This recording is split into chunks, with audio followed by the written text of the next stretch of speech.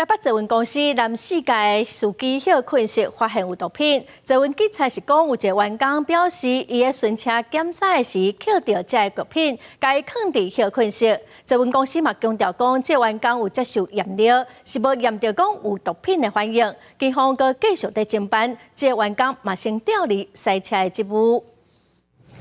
位伫捷运南西角站地下停车场的车帮休困室，伫7月7日，互员工发现一个纸包啊，清点内容物的时阵发现有毒品，通报捷运警察队处理。警方发现纸包内有大麻草，另外有摇头丸2粒，甲玻璃球1粒。经过毒品检验保检测，阳性反应。调查门口监视器，一一询问使用过这个空间的员工。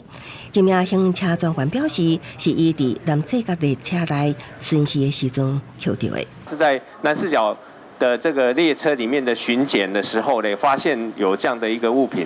那因为他个人的工作疏失啊，将他遗忘放在这个休息室，忘记交出来了，将他的尿液也送检立即做调查。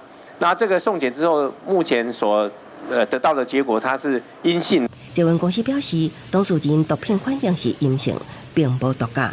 为了救精神，也是伫第一时间将伊调离行车运转职务，转赖勤一直到调查完成。捷运警察队刑事组也约谈当事人到案，进一步厘清案情。